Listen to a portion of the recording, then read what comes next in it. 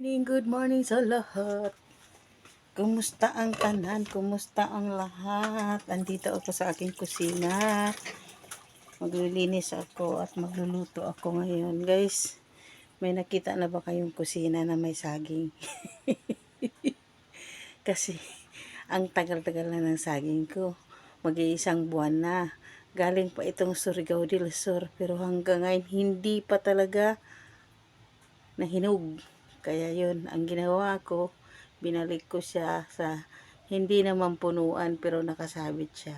Ayan. Ayan, yung saging ko.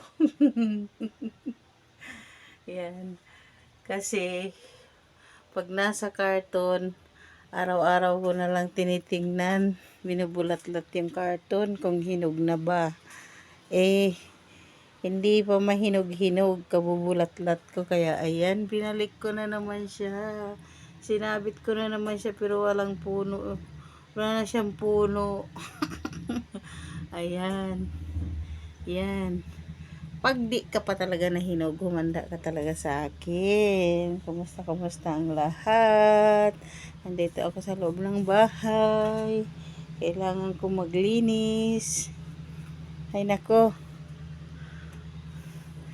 Pagpasensyahan nyo na ang aking videos kasi ito yung content ko ngayon ay maglilinis. Ang tagal-tagal ko na hindi nakapag-video. Ang dami ko. Ito pa guys yung galing itong Surigao. Yan. Nakakain na ba kayo ng ganito?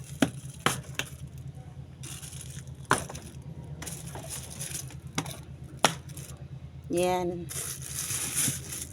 Yan ang produkto namin doon sa Surigao del Sur.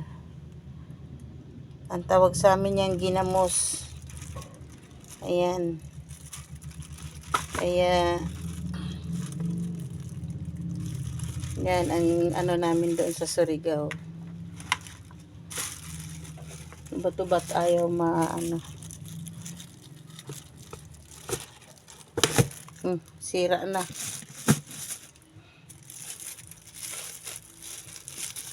Nasira na. Ayan. Kailangan lang talaga ito takpan ng maayos kasi baka pasukin ng uod.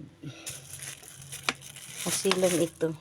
Kaya kailangan talaga takpan. Kailangan siya takpan ng maayos. Para hindi siya pasukin ng uod.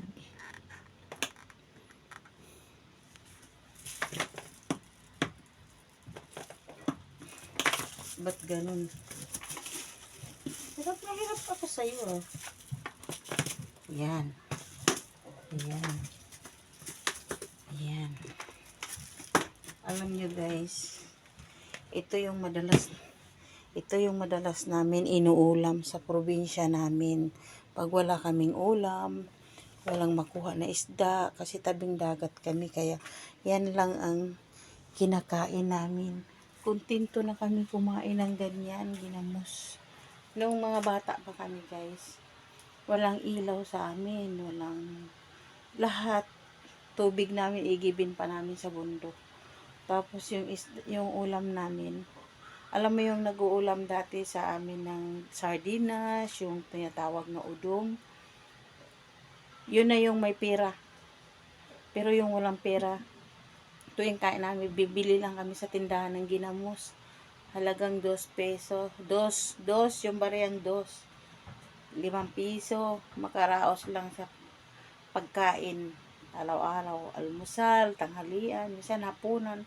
Importante lang may bigas. Kaya, ayan, hindi ko yun makakalimutan. Kahit hanggang ngayon na may anak na ako, hindi ko pa rin yan yung ipagpapalit dahil yan ang kinagisna namin.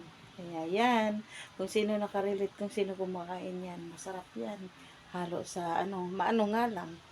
Kailangan talaga ngayon panahon na to medyo maano na yan sa katawan natin. Pang appetizer na lang natin yan. Pero ang sarap yan pag kumakain ako, talagang ang daming kanin. Kaya umiwas na lang ako.